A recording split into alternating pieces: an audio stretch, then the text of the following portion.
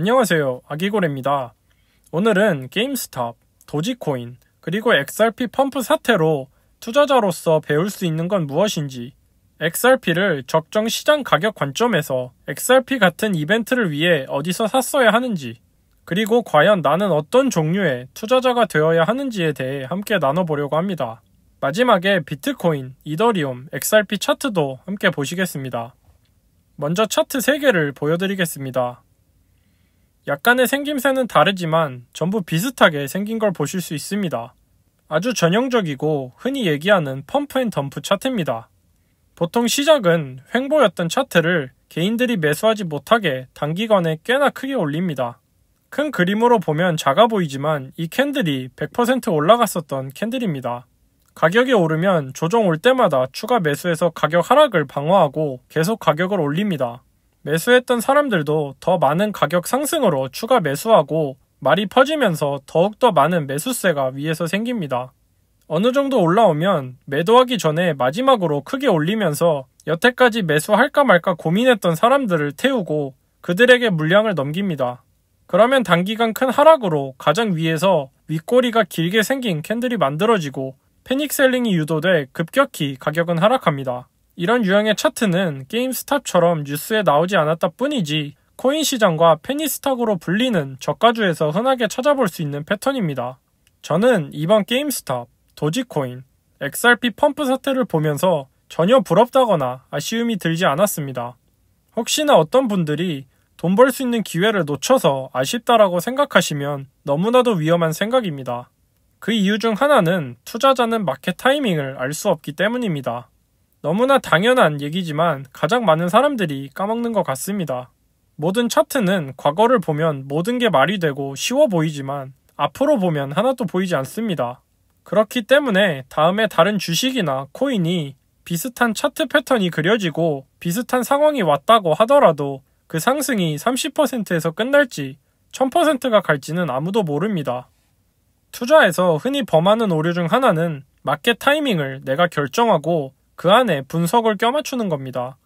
예를 들어보겠습니다. 미국 주식시장은 2008년 금융위기 이후 바닥을 찍고 2009년 초부터 꾸준히 상승했습니다. 주가를 보시면 2009년 이후 SPY 500은 어디서 사도 수익이 나고 있을 겁니다. 하지만 그 와중에 누군가는 주식시장이 과열되고 버블이라고 생각하면서 고점에서 팔고 다시 내려오면 싸게 살려고 했을 겁니다. 물론 이 기회가 몇 번 있었지만 실제로 이때 수익을 늘리신 분들은 극소수일 겁니다. 제가 과거에 올렸던 영상에서 인덱스 지수 수익률과 포트폴리오를 조정해 수익률을 극대화하려는 헤지펀드 매니저들의 연평균 수익률을 보여드렸습니다. 궁금하신 분들은 위 카드를 클릭하시면 보실 수 있습니다. 결과만 간단하게 말씀드리면 인덱스 수익률이 훨씬 높았습니다. 전 세계에서 가장 많은 정보력과 투자 기술을 가진 월스트리트 헤지펀드 매니저조차 인덱스를 따라가기 버거웠다면 저 같은 개인 투자자들은 어떨까요? 제가 단타를 안 하는 이유기도 합니다.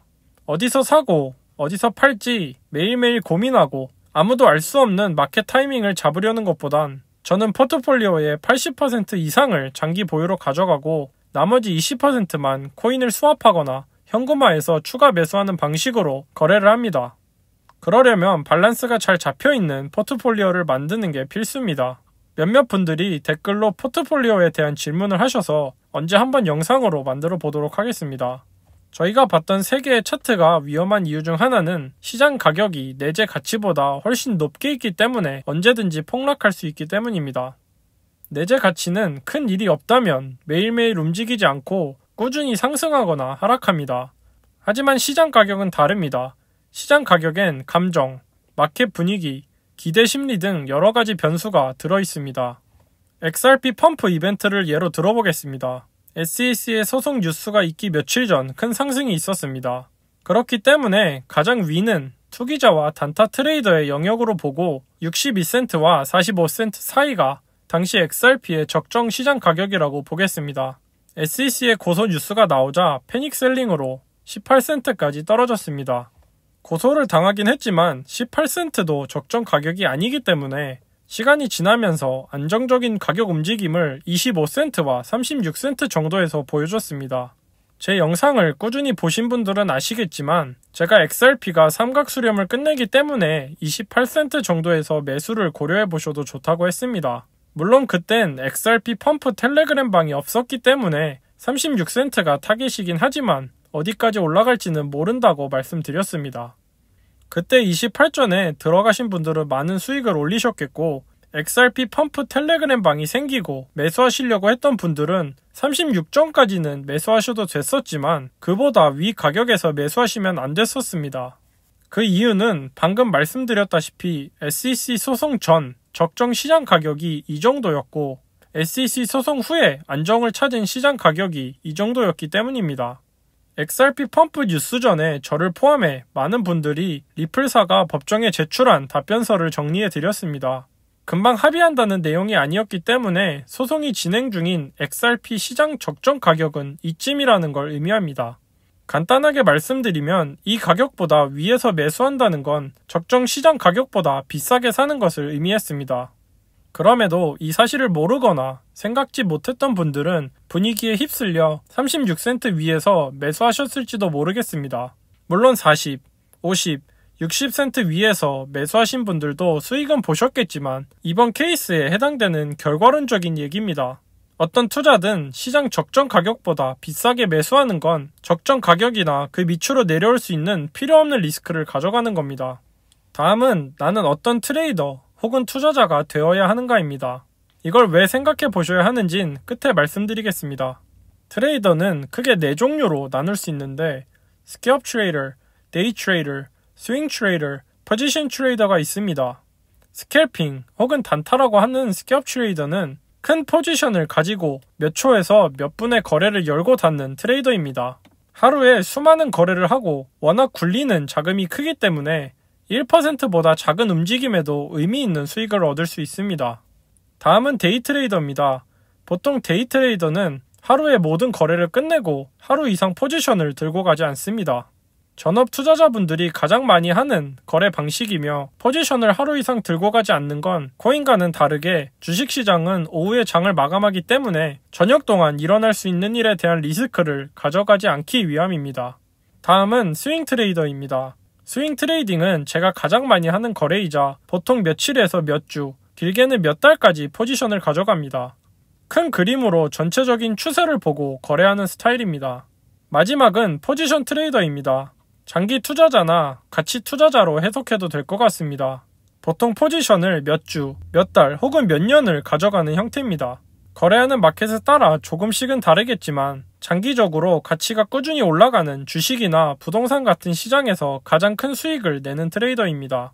아마 다양하게 거래를 해보신 분들은 아시겠지만 이 4가지 트레이딩을 다 잘하기란 거의 불가능합니다. 심지어 대부분 금융기관에서 전문적으로 트레이딩 하시는 전문가도 이런 4가지 거래 종류를 다 섞어서 하진 않습니다. 그렇기 때문에 먼저 나의 성향, 라이프 스타일, 성격에 따라서 트레이딩 스타일을 정하셔야 합니다. 하나로 정해도 좋고 2개도 괜찮은 것 같습니다. 라이프 스타일도 중요하지만 제가 생각했을 때 가장 중요한 건 성격인 것 같습니다. 저 같은 경우를 예로 들면 과거에 단타와 데이 트레이딩을 해봤는데 직장이 있어서 차트를 계속 보지 못하는 상황에 작은 움직임에 큰 포지션이 왔다 갔다 하는 만큼 순발력 있고 빠르게 의사결정을 해야 하는데 제 성격상 그게 힘들다 보니 차분한 성격과 맞는 스윙 트레이딩과 장기 투자를 하고 있습니다. 그러다 보니 수익률도 단타를 했을 때보다 훨씬 좋고 안정적입니다. 어떤 트레이딩 방식이 나와 가장 잘 맞는지를 생각해보시고 실험도 해보시고 정하셨으면 어떤 기준으로 거래하실 건지 원칙을 세우는 게 좋습니다. 그래야 이번 게임스탑, 도지코인, XRP 펌프 같은 소음에서 자유로워지고 감정에 흔들리는 거래를 하지 않을 수 있습니다. 마지막은 차트 분석입니다.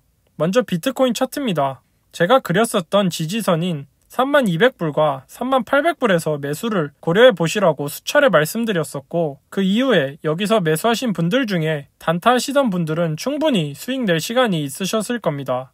제가 계속 이 지지선이 중요하다고 했던 이유는 볼륨을 보시면 이 지지선에 올 때마다 매도 볼륨이 엄청 늘어났었습니다. 해석하면 그만큼 개인들이 팔고 나갔다라는 걸 의미합니다. 그리고 이 가격에 올 때마다 마이크로 스트래티지를 포함한 기관들은 비트코인을 매수했습니다. 아직 홀딩하시고 계신 분들은 흰색 추세선을 잘 지켜주는지 보셔야 하고 매도를 고려해볼 만한 다음 저항선은 37,800불, 40,000불, 그리고 41,300불입니다. 다음은 이더리움입니다. 3번을 테스트하고 못 깼었던 1,440달러를 이제 깨고 올라가고 있습니다.